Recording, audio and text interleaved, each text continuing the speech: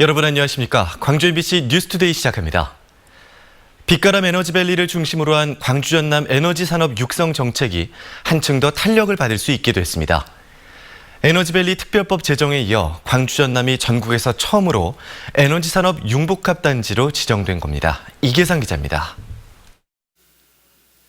산업통상자원부를 중심으로 하는 에너지위원회가 광주 전남 에너지 산업 융복합 단지 조성 계획안을 심의를 거쳐 최종 통과시켰습니다. 한국전력 등 에너지 공기업을 활용해서 국가 에너지 신산업을 선도할 최적지로 광주시와 전라남도를 지정한 것입니다. 대상 단지는 광주 전남 공동혁신도시와 광주 첨단과학산단, 빅그린 국가산단, 장성 나노산단, 그리고 목포 대양산단과 신항 배후부지 등 모두 3개 지구입니다. 지구별로는 전력의 생산과 소비, 거래에 이르는 연계 체계를 구축하는 스마트 그리드 분야와 차세대 에너지 저장 생태계를 구축하는 에너지 효율 향상 분야, 그리고 풍력 발전 분야입니다.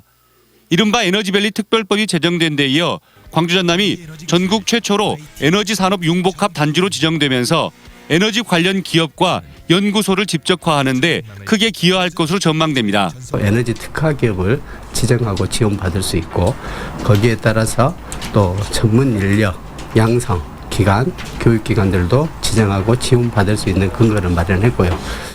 특히 에너지 융복합 단지를 광주 R&D 특구, 규제자유 특구 등과 연계할 경우 광주 전남의 미래성장 동력 산업 육성을 극대화할 수 있을 것으로 기대됩니다.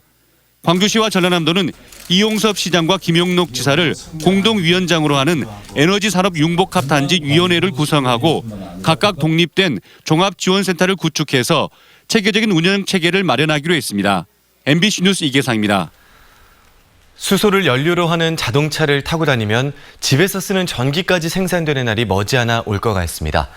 에너지 산업의 현재와 미래를 볼 수 있는 전시가 광주에서 열리고 있는데요. 이재원 기자가 다녀왔습니다. 시동을 걸어도 주변 소음보다 조용한 이 차량의 에너지원은 바로 수소. 수소를 사용해 전기를 생산하고 이 전기를 외부와 연결하면 발전하는 차량으로 변신합니다. 차량에 수소를 가득 채우면 4인 가족이 9일 동안 가정에서 사용할 수 있는 전기를 생산해낼 수 있습니다. 10만 대 렉소가 있다고 가정을 한다면 원자력 발전소를 대체할 정도의 그 전력을 생산할 수 있어서 움직이는 발전소라고 말씀드릴 수 있을 것 같습니다. 하지만 수소의 최대 단점은 생산량이 한정적이고 아직 가격이 비싸다는 데 있습니다. 이런 단점을 극복하기 위해 물을 전기 분해해 수소를 다량으로 생산하는 신기술도 차례로 선보이고 있습니다. 자동차를 움직이거나 수용가에서 전기를 필요할 때 이산화탄소 발생 없이 깨끗하게 수소만 가지고 전기를 발생할 수 있는 이런 기술들을 개발하고 있습니다. 모두 에너지 분야의 신기술로 광주에서 열리고 있는 전력기술 엑스포에서 선보이고 있습니다. GE 등 300여 개의 글로벌 기업들이 참여해 빅데이터와 사물 인터넷과 관련된 다양한 에너지 신기술을 뽐내고 있습니다. 이 같은 최신 기술 트렌드에는 국내 보안업체들도 함께 참여하고 있습니다. 또 이번 행사에는 신기술을 공유하고 발전 방향을 모색하는 다양한 국제 학술 대회와 함께 지역 인재 1000여 명을 채용하는 취업 박람회도 열리고 있습니다. You can't find a new world without an old map. I sincerely hope and believe that this 3-day event will serve you a new treasure map. 에너지 신산업의 미래 비전을 제시하는 올해 빅스포는 이번 주 금요일까지 계속됩니다. MBC 뉴스 이재원입니다. 날이 점점 쌀쌀해지고 있긴 하지만 오늘까지는 평년 수준의 기온을 보이면서 큰 추위는 없겠습니다. 오늘 아침 광주의 기온은 10.3도로 구름이 이불 역할을 하면서 어제보다 3도가량 높게 출발했고요. 한낮에는 찬바람이 불면서 어제보다 기온이 2도가량 낮겠습니다. 입동인 내일은 더 추워집니다. 광주의 아침 기온 4도 안팎으로 오늘보다 6도가량 낮겠고요. 한낮 기온도 15도 안팎에 그치겠습니다. 오늘은 바람이 강하게 불 부는 곳이 많겠습니다. 내륙을 중심으로도 바람이 강하겠고 특히 서해안을 중심으로 강풍이 불 것으로 예상되면서 현재 흑산도와 홍도에는 강풍 예비특보가, 서해 남부 먼바다를 중심으로는 풍랑 예비특보가 내려져 있는 상태입니다. 바람으로 인한 피해가 없도록 대비 잘하셔야겠습니다. 오늘도 하늘은 고기압의 영향권에 들면서 날 자체는 맑겠는데요. 지금은 구름이 가득 끼어 있는 상태입니다. 또 오늘도 여전히 오전 중에는 안개가 짙겠습니다. 교통안전에 주의하시기 바랍니다. 날씨 정보였습니다. 20대 여성이 대낮 도심 거리에서 택시기사로부터 묻지마 폭행을 당했습니다. 여성이 횡단보도를 천천히 건너서 화가 나서 때렸다는데요. 같은 상황에서 건장한 남자가 길을 천천히 건넜어도 그랬을 수 있을지 의문입니다. 남궁욱 기자가 취재했습니다. 지난달 24일 낮 2시쯤 광주시 봉선동의 거리. 20대 여성이 횡단보도를 건너는 순간 달려오던 택시가 도로 가운데 서더니 경적을 울려 여성을 멈춰 세웁니다. 차에서 내린 택시기사는 여성에게 다가가 다짜고짜 주먹으로 얼굴을 때리기 시작합니다. 여성이 손으로 막으며 뒷걸음질 치지만 택시기사는 분이 풀리지 않는 듯 쫓아가며 1분 정도 폭행을 이어갑니다. 건너서 소리를 확 질렀으면 놀려갖고 사정없이 때렸어라 된 거네. 폭행이 시작된 횡단보도입니다. 택시기사의 폭행을 피해 피해자가 이 인도로까지 올라와 피했지만 택시기사의 폭행은 이곳에서도 멈추지 않았습니다. 2시간 뒤 경찰에 붙잡힌 택시기사 66살 홍모 씨는 자신이 우회전을 하려는데 여성이 횡단보도를 천천히 걸어 화가 나서 때렸다고 말했습니다.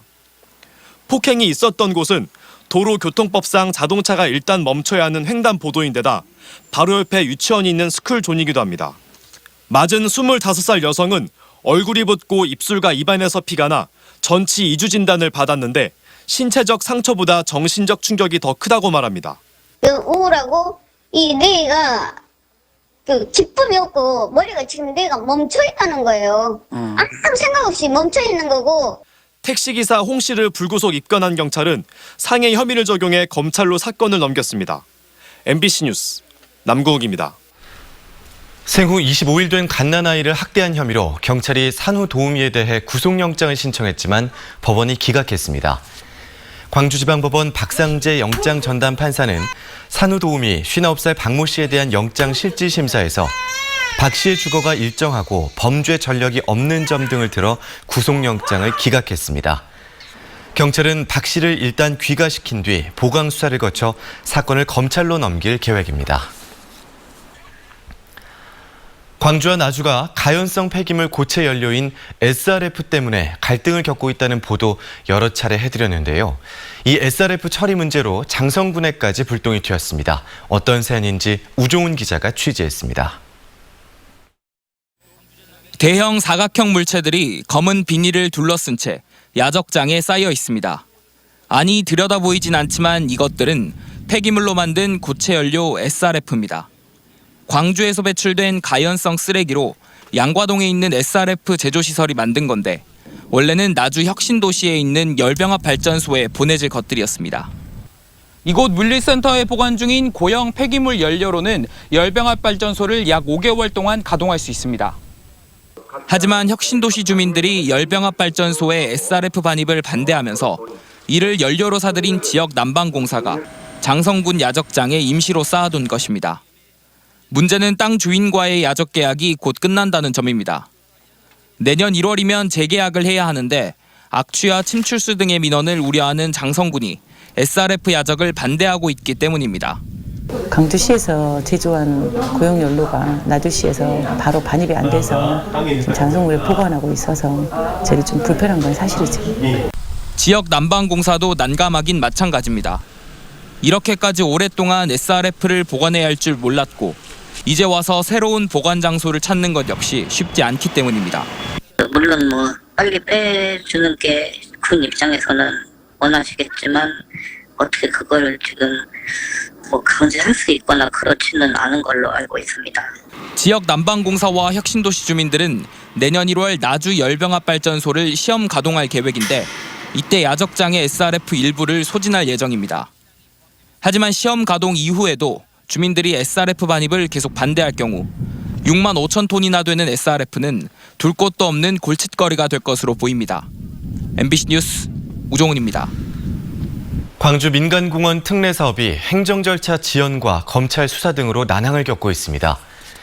광주시는 민간공원 특례 사업 대상지 9곳 가운데 4곳은 지난달까지, 나머지 5곳은 이번 달까지 사업자와 협약을 체결할 예정이었지만 아직까지 단 한 곳도 협약을 체결하지 못했다고 밝혔습니다. 협약 체결이 늦어지는 것은 사업자의 법인 설립 등이 지연되고 있고 특혜 의혹에 대한 검찰 수사까지 겹쳤기 때문입니다. 광주시는 이달 안에 협약 체결을 완료해서 특례 사업 추진에 속도를 내겠다고 밝혔습니다. 문희상 국회의장이 일본에서 일제 강제징용 피해자 보상 방안을 제안했다가 한국과 일본 양쪽에서 거부를 당했습니다. 강제동원 피해자들과 시민단체는 일본의 사과 없는 보상은 피해자를 다시 모욕하는 것이라며 반발했습니다. 송정근 기자입니다. 문희상 국회의장은 와세다 대학 특강에서 일제 강제징용 피해자 보상 문제에 해법을 제시했습니다. 한일 기업과 양국 국민이 자발적으로 성금을 내 지원하자는 내용이었습니다. 강제동원 피해자들은 일본 정부와 전범 기업의 사과 없이 돈으로 과거를 덮으려는 건 피해자를 모욕하는 것이라며 즉각 반발했습니다. 우리를 강제로 들여다가 모욕을 시키고 고생을 시켰다는 것을 다 알고 있는데 이제 와서 발뺌을 하려고 하면 안 됩니다. 하루속히 아베는 사죄하고. 한일 청구권과 2015년 위안부 합의 때처럼 피해자의 동의를 얻지 못한 과거사회법은 결국 실패로 돌아간다는 교훈을 얻지 못했냐고 비판했습니다. 그동안 지켜온 전엄을 일본에 앞서서 우리 정부 주요 또 정치인들이 훼손하는 것입니다. 그러면서 시민 모임은 문제 해결을 위한 3가지 원칙을 다시 한번 명확히 했습니다. 일본 정부와 전범 기업의 가해 사실 인정과 사죄, 그리고 배상입니다. 식민 지배 기간 동안에 불법적인 일련의 반인권적인 행위가 있었다.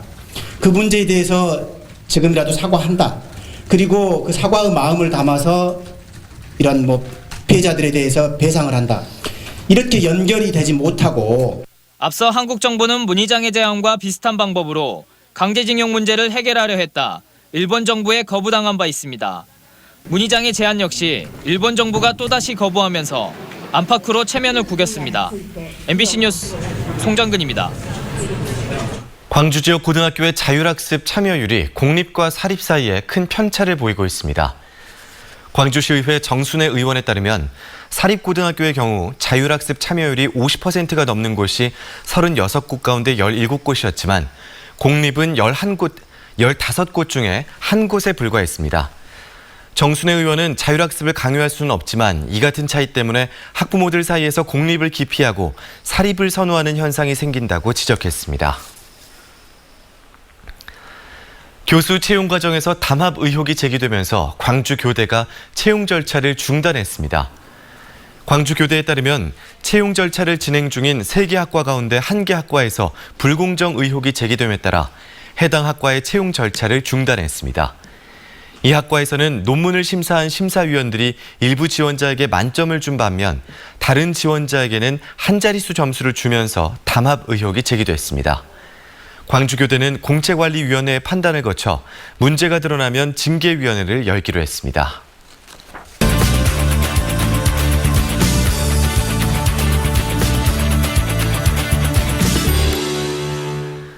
과거의 도심 속의 골목길은 마을 주민들이 만나는 통로이자 함께 살아갔던 장소였습니다. 이런 골목길을 배경으로 90년대의 정감 있는 풍경을 선보이는 전시가 동명동에서 열리고 있는데요. 이유진 광주문화재단 정책연구교류팀장과 함께 떠나보겠습니다. 안녕하십니까? 네, 반갑습니다. 네, 우선 전시가 열리고 있는 골목이 동명동 어딘가요? 네, 동구 동계로, 광주시 동구 동계로 15번 길 17입니다. 네, 동구 지역을 중심으로 살아가는 도시의 모습과 인문 자산을 기록하는 동구 인문 온영 및 기록화 사업 일환인데요. 장천 기사식당에서 진입을 하면 됩니다. 네. 독립책방 리을 피읍을 찾으면 그 주변 골목길이 전시장이 되었습니다. 이곳에서 동명동 마을 사람 골목 이야기 사진전이 열리고 있습니다. 네, 이 골목 전시장에서 어떤 작품들을 볼 수 있는 건지 조금 더 구체적으로 말씀해 주시죠. 네, 흑백 사진들이라서 추억을 소환하는 듯합니다.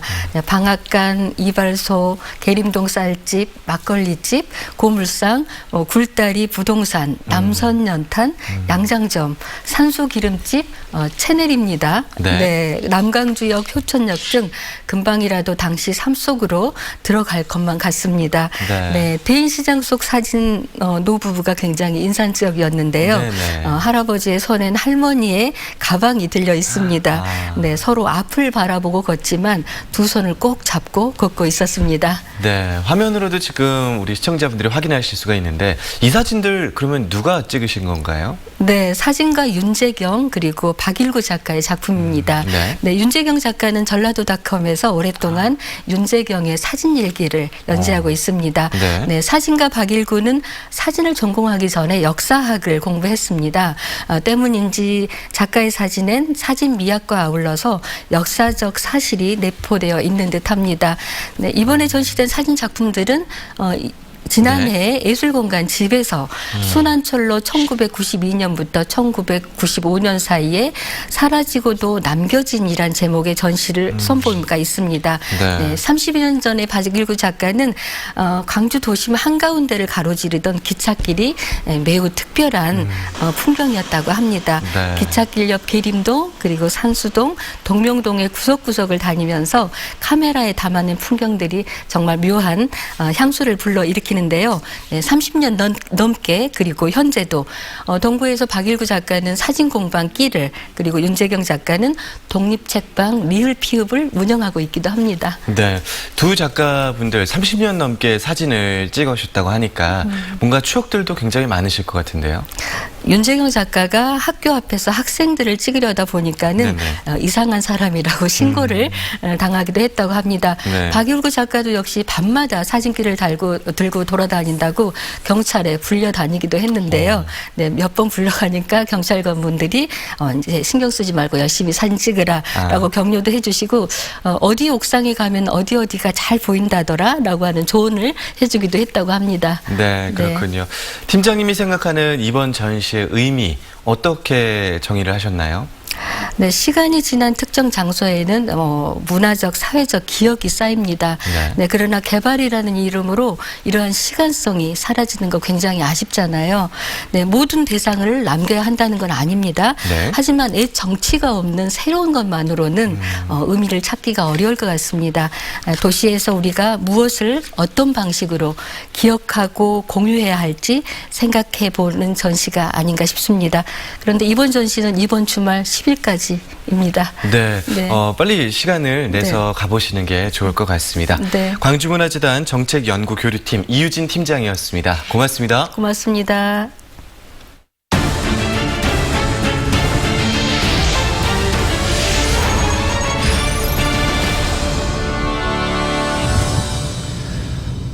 섬진강에 방류한 연어가 알래스카로 떠났다가 알을 낳기 위해 수만 킬로미터를 거슬러 다시 돌아오고 있습니다. 깨끗해진 섬진강에 돌아오는 연어의 개체수가 매년 꾸준히 늘고 있습니다. 조희원 기자가 취재했습니다. 늦가을 섬진강 하류의 한 수변공원. 이른 아침부터 연어잡이가 한창입니다. 북태평양의 알래스카 베링해부터 15,000여 킬로미터를 헤엄쳐 돌아온 연어들입니다. 1급수의 수온도 적절한 섬진강 하류는 국내 대표적인 연어 산란지 중 하나입니다. 적은 거는 거의 한 3년 만에 돌아오고요.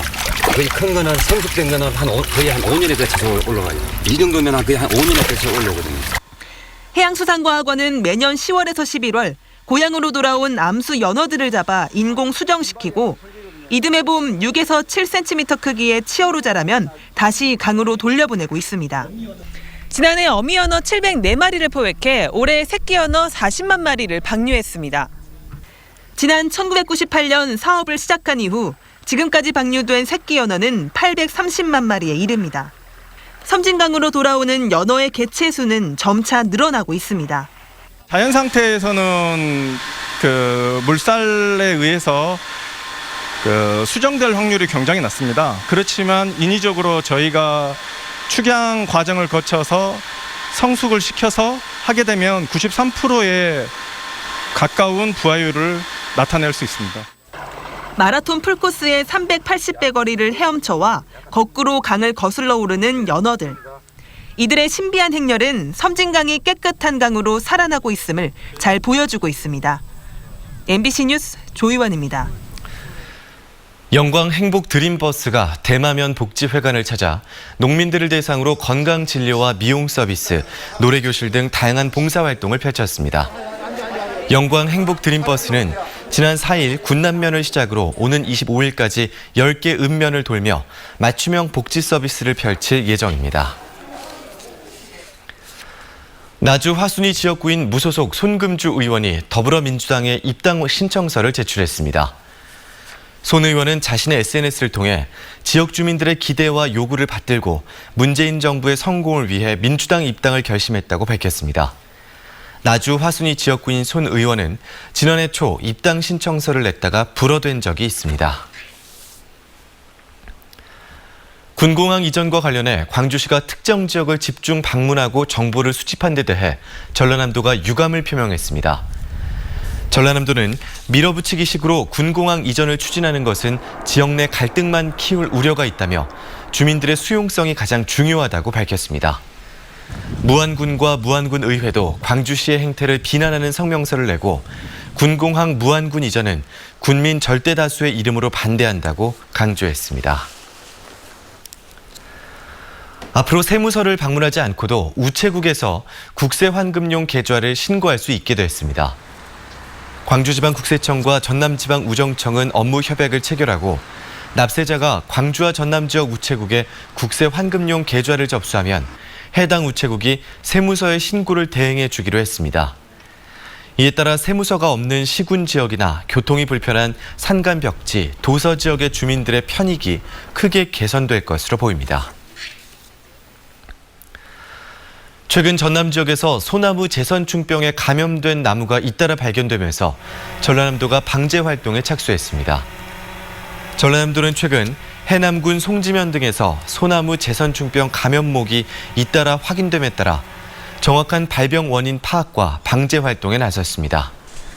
전라남도는 올해 소나무 재선충병 발생 지역인 여수, 순천, 광양, 고흥, 보성 등 10개 시군 지역에서 감염 소나무 5,300여 그루를 포함해 방제 대상 나무 3만 그루를 제거했습니다.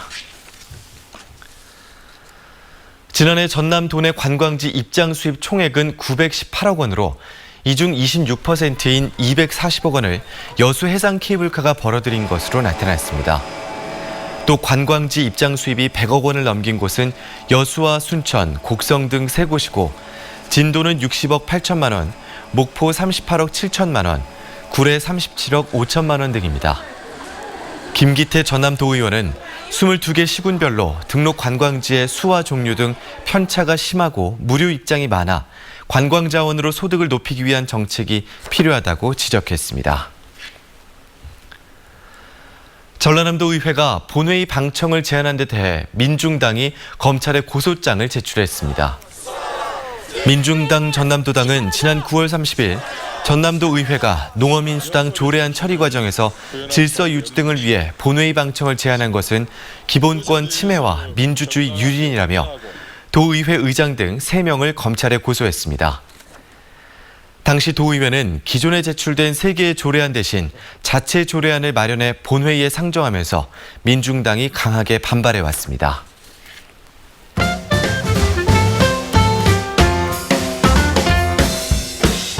일명 낙연체로 불릴 정도로 특징이 뚜렷한 이낙연 국무총리의 글씨체가 다시 한번 화제에 올랐습니다. 이 총리가 지난해에 이어 올해도 광주 학생 독립운동 기념식 방명록에 똑같이 남긴 글귀 때문인데요. 오직 바른 길만이 우리의 생명이다라는 이 총리의 글은 학생 독립운동을 이끈 광주 제1고 기념탑에 새겨진 문장으로 제1고 출신 이 총리가 기념사에서 강조하기도 했습니다. 한편 학생독립운동 기념식은 지난해부터 정부 기념식으로 격상됐으며 국가보훈처와 교육부가 공동 주관했습니다. 광주시가 인공지능 산업을 육성하기 위한 아이디어 경진대회를 엽니다. 인공지능 산업과 공공서비스 개선, 생활문제 해결 등에 대한 아이디어를 12월 4일까지 초등부와 중고등부, 일반부로 나누어 봤는데요. 좋은 아이디어를 낸 20명을 선발해 대상 200만 원 등 시상도 할 예정입니다. 이번 주 금요일 오후 1시부터 두암주공 4단지 내 야외 공연장에서 국화축제가 열립니다. 담실마을 싱싱하우스 참여 주민들이 1년 동안 가꾼 국화의 아름다움을 지역민들과 나누기 위한 시간이라고 하는데요. 국화차와 국화화전, 우드키링 만들기 등 체험 부스가 운영되고 초대 가수 공연도 진행됩니다. 양질의 워크숍을 무료로 즐길 수 있는 ACC 오픈 아카데미가 11월부터 12월까지 열립니다. 이번에 개설된 수업은 브이로그 제작, 페인팅 액션, 시니어를 위한 타악기 수업과 시각장애인을 위한 사람책 제작인데요. 신청은 국립아시아문화전당 누리집에서 선착순으로 할 수 있습니다.